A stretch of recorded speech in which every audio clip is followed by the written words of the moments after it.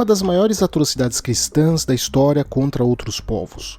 Uma guerra de extremistas religiosos cristãos e intolerantes que massacraram, estupraram e pilharam por onde andaram em sua marcha violenta da obscura e subdesenvolvida Europa em direção aos sofisticados e desenvolvidos países islâmicos, que viviam a sua era dourada de paz e prosperidade. De todas as guerras religiosas da história, as cruzadas são uma categoria nefasta à parte. É assim que seu professor de história, Hollywood e outros falam das cruzadas. Porém, há exageros e graves mentiras. Poucos períodos da história têm sido alvo de uma campanha de desinformação tão grande como o período das cruzadas. E não, os europeus não eram necessariamente os vilões e nem os islâmicos eram as vítimas. E não falo isso porque seria católico ou cristão, até porque eu não sou, mas isolar o período das cruzadas é tirar o contexto de centenas de anos de realidade histórica entre esses povos que viveram constantes atritos. O que mais vemos são professores de história nas escolas passando ou O Nome da Rosa de 1986 ou A Cruzada de 2005 para os alunos, como se estes filmes ilustrassem como foi a Idade Média e a opressão católica em cima dos muçulmanos, vitimados e não compreendidos. Pior, já vi professores universitários que formavam outros professores usando esses filmes como se fossem referências factuais, como se fossem provas, com os cruzados cristãos como sendo bárbaros sanguinários, enquanto os islâmicos sendo retratados como inteligentes, desenvolvidos e pacíficos. Pior ainda, muitos professores falam que as cruzadas foi um erro histórico do nível estratégico que contribuiu para o início do fim da Igreja Católica. Porém, vocês vão ver hoje, neste vídeo, que pelo contrário, as cruzadas, dentro do seu contexto, do momento e do que se propunha, foi um sucesso militar estratégico único. Porque nós temos que olhar esse contexto. Porque ainda que a Igreja Católica ou outras religiões cristãs tenham sim cometido erros, tanto do ponto de vista estratégico militar, como geopolítico ou mesmo humanitário, como por exemplo durante as próprias cruzadas, que foi o ataque e o saque de Bizâncio, com certeza as cruzadas, no contexto geral, não são um exemplo de erro. E não se engane, porque, repito, a Igreja Católica e outras vertentes cristãs erraram muito durante a história, mas não neste caso. Porque, de primeira, a grande questão é tratar os califados islâmicos como sendo atores meramente defensivos ou vítimas que viviam em paz. Isso é mentira. Vamos voltar no tempo para o ano 600, para mais de 500 anos antes da Primeira Cruzada, e olhe o mapa. Note como o mundo cristão na época incluía o Oriente Médio e o Norte da África. Não à toa tivemos papas africanos. Porque essas regiões costumavam ser originalmente cristãs, porque o cristianismo se espalhou pelo Império Romano e se manteve além dele, e continuou existindo e se fortalecendo mesmo após o fim do Império. Porém, no século VII, Maomé organizou tribos na Península Arábica e começou uma das maiores campanhas militares da história.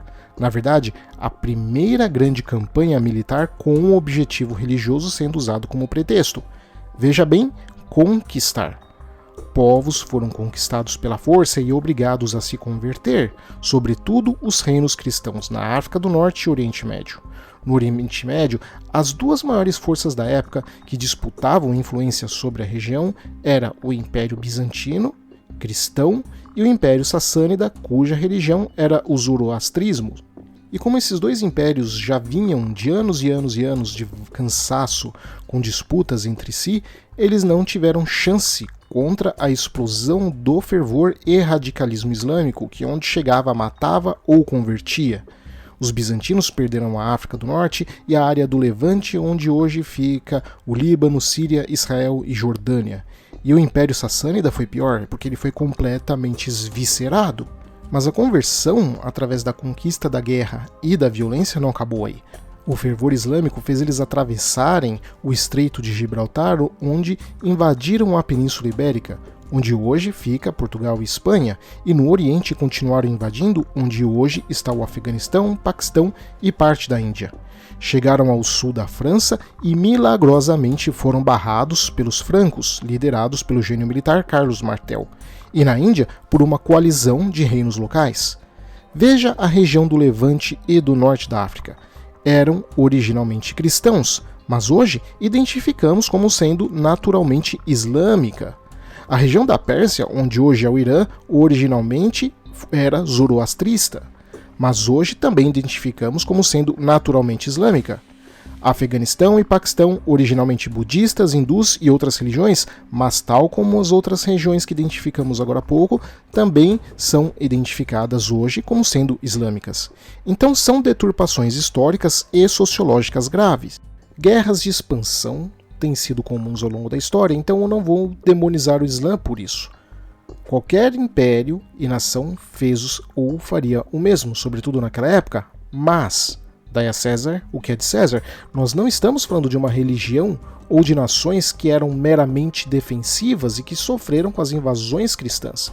Estamos falando de califados que eram tão agressores ou até mais do que qualquer outro o foi antes ou depois deles, sobretudo se comparado com os reinos cristãos. Mas há algo que eu acho mais grave, que é o fato de que tais conquistas desses povos sempre esteve acoplada na justificativa do conceito da jihad ou guerra santa. Maomé foi, acima de tudo, um conquistador que fez escravos, e o Islã simplesmente buscou replicar isso em toda a região que conquistou desde então, inclusive nos dias de hoje, o que vale um outro enorme porém. Frequentemente os professores de história vendem como os malvados e antiquados Império do Brasil e Estados Unidos como sendo os últimos povos a abolir a escravidão, o que é uma enorme mentira lavada com objetivo político. Aliás, até o ChatGPT repete essa mentira. O Império Turco-Otomano só foi começar a abolir a escravidão em 1909, muito depois de Brasil e Estados Unidos, com o movimento reformista dos jovens turcos, e só foi abolir por completo com Kemal Atatürk, depois da Primeira Guerra Mundial e por pressão ocidental. E até os dias de hoje, vemos na África e Oriente Médio, em territórios islâmicos, grupos radicais praticando a escravidão usando a religião islâmica como argumento. Os califados islâmicos e o Império Turco-Otomano, fundado depois das Cruzadas, praticaram a escravidão contra pessoas brancas e cristãs na Europa sistematicamente por séculos. Portugueses, espanhóis, franceses do sul, italianos e principalmente, de longe, eslavos da região dos Balcãs, Europa Central e Europa Oriental foram alvos de campanhas militares que tinham como objetivo específico capturar pessoas para serem escravizadas no mundo islâmico. E isso durou por séculos. E o mesmo se aplicou no Oriente, na região da atual Índia e Sudeste Asiático. E esses califados faziam isso sistematicamente ao longo dos séculos, muito antes das cruzadas. Então não, os muçulmanos não estavam em uma posição defensiva quando subitamente de um dia por outro foram atacados sem mais nem menos e sem motivo pelos cristãos. Mas ok, vamos ser pragmáticos e ignorar as questões morais das conquistas islâmicas e olhar apenas como a geopolítica determina uma correlação de forças, uma situação de ação, reação e precedentes, sem julgamentos morais. E mesmo assim, o que nós vemos é que as conquistas islâmicas eram invasões que atingiram o mundo cristão. Então, de novo, enxergar episódios históricos por lentes moralistas é perigoso, sobretudo se o professor de história em questão, ao fazer isso, ao mesmo tempo está defendendo uma ideologia ainda mais assassina do que qualquer outra religião, mas enfim, isso é outro tópico. Por isso, se deve ter cuidado. Eu mesmo detesto olhar para a história com visão moralista. Não só é algo essencialmente injusto, como ainda por cima impede a pessoa de aprender alguma coisa. Porque em geopolítica, ou você julga, ou você analisa e aprende, mas nunca as duas coisas ao mesmo tempo. Por isso, primeiro você analisa e aprende, e só então julga se tal feito teve saldo positivo ou negativo para a história da humanidade. E a melhor forma de enxergar e entender aquele momento é através da geopolítica, que por ser pragmática e ultra-realista, sabe lidar bem com qualquer contexto histórico. E achar que a Europa era pior e mais agressiva, enquanto acha que o mundo islâmico seria pacífico e desenvolvido, é injusto. Porque se olharmos o período da época, o que tínhamos era uma disputa de forças no Mediterrâneo e os cristãos pulverizados na Europa. É importante ter em mente que esse mundo ainda é o mundo pós-Império Romano, e eu falo isso porque as pessoas não têm ideia do tamanho do impacto que foi o colapso do Império Romano. Roma, mesmo com todos os seus inúmeros defeitos, pelo menos trouxe estabilidade e tempo suficiente para a sociedade se ampliar e se desenvolver na região. Em mar, o comércio marítimo do mar Mediterrâneo era altamente sofisticado, porque era basicamente um lago do próprio império. Os romanos tinham eliminado a pirataria e criado alguma das rotas marítimas mais seguras do planeta. E em terra, regiões antes ou desconhecidas, ou que então eram habitadas por tribos que literalmente viviam em florestas, agora tinham contato com outras culturas e faziam comércio com outras nações, graças às extremamente sofisticadas estradas e pontes romanas. Até os chamados bárbaros se desenvolveram enormemente graças ao Império Romano. A Europa, pré-Roma, era basicamente um mundo mais primitivo, ao passo que depois de Roma, ela era alguma coisa já organizada e minimamente coordenada para possibilitar a formação dos estados que nasceram em seguida. Mas então Roma caiu. E nesse mundo pós-Império Romano, em terra, os reinos europeus eram frequentemente alvos de povos nômades ou de saqueadores, que iriam fazer da vida dos europeus um verdadeiro inferno. E em mar, a pirataria transformou o mar Mediterrâneo em um lugar perigoso. Em poucos anos, toda a prosperidade e estabilidade trazida por séculos de Império Romano acabou. E isso só iria aumentar ainda mais com o surgimento do Islã. Isso arruinou a economia europeia e tornou a Europa um lugar pobre para o comércio, porque basicamente o foco dos reinos era se defender de agressões de nômades do leste, de vikings ao norte e de islâmicos ao sul, e isso enquanto ainda às vezes lutavam entre si. Os europeus estavam em total retranca, por assim dizer. O modelo feudal, que os professores de história tanto criticam, pintando como sendo algo tenebroso, obscuro, se desenvolve nesse mundo não é à toa. Porque o modelo feudal é um modelo essencialmente defensivo. Porque era essa a necessidade europeia naquele momento e era a condição que eles tinham. Privados de algum poder militar e político maior que pudesse organizar os europeus e, por consequência, teria os meios de desenvolver a economia, eles tinham que focar os seus esforços em apenas sobreviver. E nisso, o modelo feudal é muito eficiente. Tão eficiente que os povos que mencionei não conseguiram penetrar no coração da Europa nunca, porque era um continente que desgastava qualquer força invasora. Não é como se você, vivendo naquela época, tivesse a opção de escolher alguma organização política melhor, porque simplesmente não dava. Porque a Europa estava totalmente recuada, dividida e sob constante pressão. Ela estava literalmente isolada do resto do mundo e constantemente sob ataque. Nesse contexto, os cristãos, obviamente, depois de séculos recuados e com medo de agressões, começaram a se revoltar e aos poucos passaram a se organizar. Então, o ambiente geopolítico que levou à chamada Primeira Cruzada não seria irracional, porque conforme as lideranças europeias iam aos poucos ficando minimamente mais ricas, educadas e coordenadas, com uma visão mais estratégica, uma percepção mais profunda dos assuntos mundiais, começaram a haver alternativas. Enquanto ao norte as tribos do norte foram sendo cristianizadas aos poucos, eles foram deixando de ser um problema, mas ainda havia as ameaças do leste e do sul. É claro que as cruzadas não foram um sucesso militar total, mas dentro do que se propunha e que havia condições, elas foram muito bem sucedidas ao olharmos no longo prazo. Mesmo que tenham errado a nível catastrófico, como no caso do saque de Bizâncio que eu mencionei, porque se analisarmos friamente, a maioria dos cruzados estava atravessando o seu mundo conhecido para lutar contra inimigos desconhecidos dentro do seu próprio território. A logística das cruzadas por si só foi um sucesso considerando o contexto e as capacidades da época. Os cruzados derrotaram quase todos os exércitos muçulmanos que encontraram e capturaram Jerusalém pela primeira vez em centenas de anos, e ainda fundaram estados cristãos que sobreviveram no Oriente Médio por mais de um século. Isso não é pouca coisa.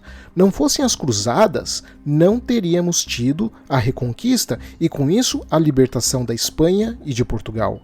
Mas duas coisas foram mais importantes. As cruzadas conseguiram fazer com que o flanco oeste da cristandade ficasse finalmente seguro e, no flanco oriental, manter a estabilidade por 300 anos, bloqueando o Islã de novas tentativas de invasões na Europa por séculos.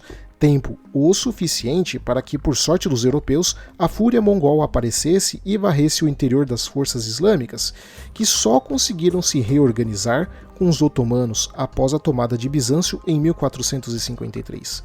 E aí, novamente, tentar invadir a Europa, mas que agora já estaria em um outro contexto geopolítico, porque agora ela já era capaz de se defender de forma mais eficiente e ao mesmo tempo se expandia pelo Atlântico sem nenhum rival à altura naquela região.